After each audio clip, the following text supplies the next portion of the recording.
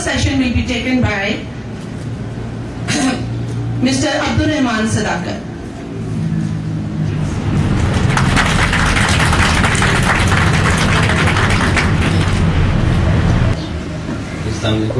Emotions वहाँ high होते हैं जहाँ पे आपकी अटैचमेंट होती है, ओपिनियंस वहाँ वेरी करते हैं जहाँ पे लोग मैटर करते हैं.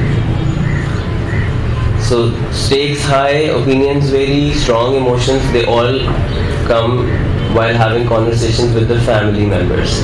Classical conditioning psychology का ये concept है जिसके अंदर over time period patterns develop किए जाते हैं. जब कोई पॉजिटिव एक्शन करता है तो उसको अगर आप पॉजिटिव रिस्पॉन्स उसमें पॉजिटिव रीइंफोर्समेंट देंगे तो वो उससे लर्न करते हैं. जब कोई नेगेटिव काम वो करें तो उनको नेगेटिव रीइंफोर्समेंट दी जाए. पनिशमेंट देना एक्चुअली कोई इतना कारामद सोल्यूशन नहीं है. पॉजिटिव रीइंफोर्समेंट होगी अगर आपका बच्चा कोई अच्छा काम करता है तो उन्हें कोई रिवॉर्ड देना, a reward that they like. Negative reinforcement होगी to remove something that they already have that they like. So punishment तो हो गया जिसमें कोई सज़ा देना. सज़ा नेगेटिव रीइंफोर्समेंट और पनिशमेंट के बीच में एक थोड़ा सा डिफरेंस ये है कि हम कोई ऐसी चीज़ जो उनकी पसंद की हो उसको उनसे वापस ले लिया जाता है फॉर सम टाइम बीइंग, जिससे कि वो ये पैटर्न लर्न करते हैं कि मैं पॉजिटिव काम करूँगा तो अच्छी चीज़ मिलेगी, नहीं करूँगा तो मेरी कोई अच्छी चीज़ वापस ले ली जाएगी. कोई आदत बनने में 1 साल लगा है तो उसे ख़त्म होने में 1 साल नहीं लगेगा, ख़त्म 1-2 महीने में भी हो जाएगी. तो ये जो हैबिट है ओवर टाइम पीरियड इसको रिड्यूस किया जाता है. एक और चीज़ मैं इसी मैटर से रिलेटेड, जैसे पेरेंट्स को अपनी बच्चों के ऊपर रिट डेवलप करना ये एक थोड़ा मुश्किल काम लगता है. रेट डेवलप करना जो है वो 3 आसान स्टेप्स की बेसिस पे किया जाता है ओवर टाइम पीरियड, जिनको हम बोलते हैं green stands, yellow stands and red stands. Red stands are the most difficult one. Sometimes we try starting with red stand. सबसे जो मुश्किल बात है, जो पता है कि वो नहीं माननी, वो मनवाने की कोशिश करते हैं, जबकि स्टार्ट हमें ग्रीन स्टैंड से करना चाहिए. छोटी छोटी बातें मनवाने की आदत डालनी चाहिए. So they get into a habit of saying yes to you.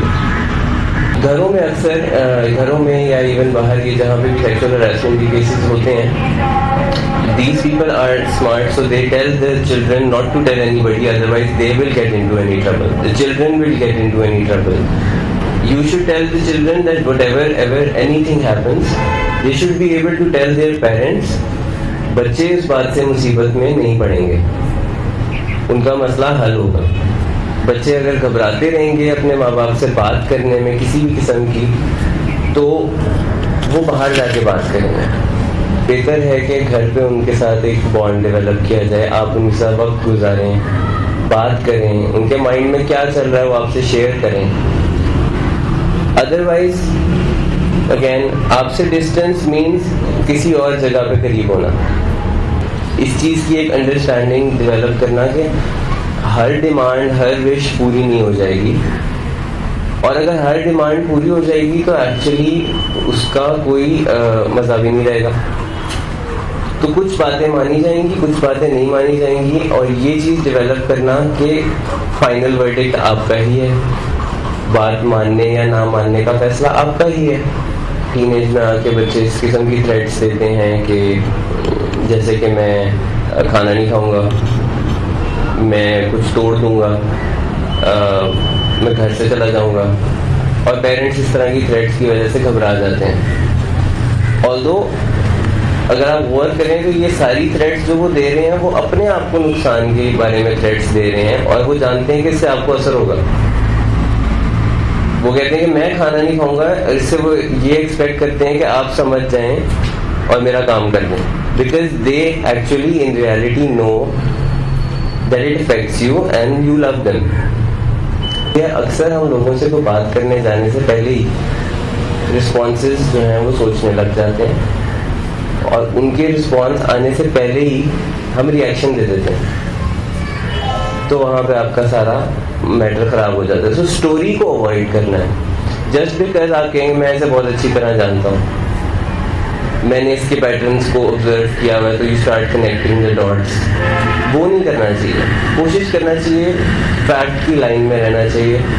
अपने आप को क्वेश्चन करें बार बार, ये जो मैं सोच रहा हूँ ये खाली मेरी अजम्पशंस तो नहीं है, क्या एक्चुअल प्रूवन फैक्ट्स हैं इसको सामने रखते हुए। पेरेंटिंग कंट्रोल जो इंटरनेट वगैरह के ऊपर होता है वो पेरेंट्स को रखना चाहिए। किसी भी किस्म का क्वेश्चन है, क्वेश्चन तो आ गया है, क्वेश्चन तो उनके माइंड में आ गया है, आंसर वो ढूंढ लेंगे, आप नहीं देंगे तो कहीं और से ढूंढ लेंगे।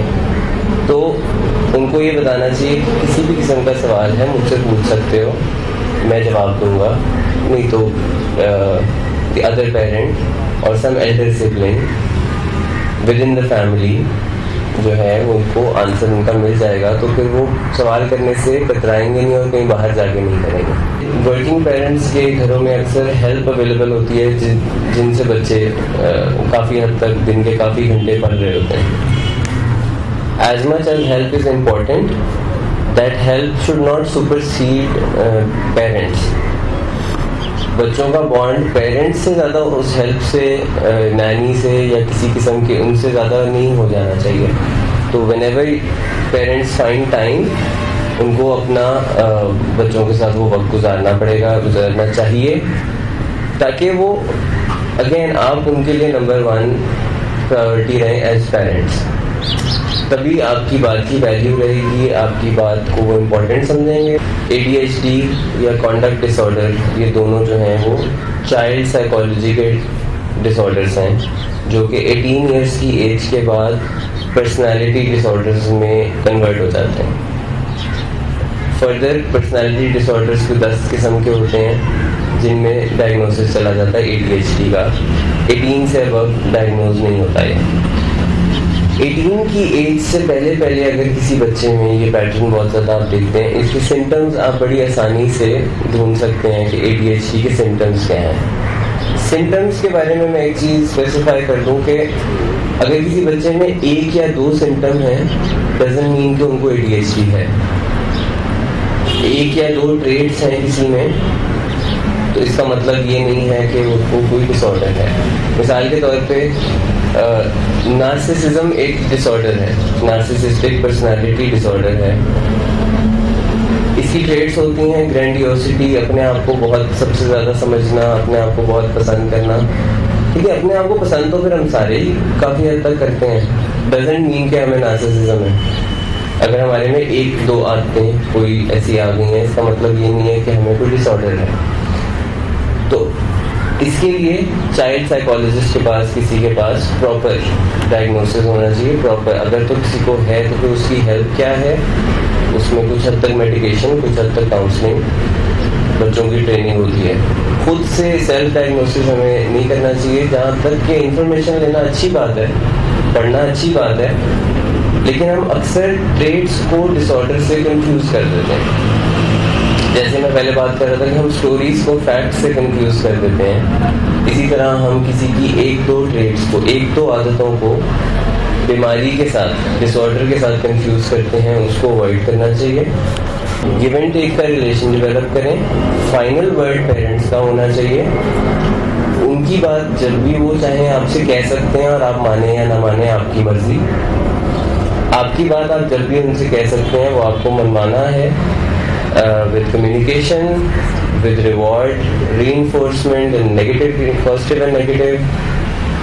ऑटिज्म के केस में बहुत ज़्यादा रेपिटेशन से उन्हें बताना पड़ता है कि ये बात नहीं करनी पड़ती, उसमें अनॉय नहीं होते। In front of children, parents should have a strong bond with each other, कि बच्चों के सामने एक दूसरे को निगेट नहीं करना।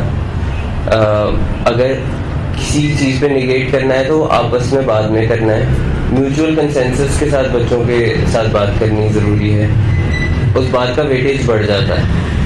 अगर एक बात में दोनों पेरेंट्स का म्यूचुअल कंसेंसस है तो उसका वेटेज नेचुरली बढ़ जाता है। नहीं तो अक्सर बच्चे इस उम्मीद पे होते हैं कि अच्छा मदर ने मना कर दिया, मैं फादर से मनवा दूँ, या फादर ने मना कर दिया तो मैं मदर से मनवा लूँगा। Thank you very much.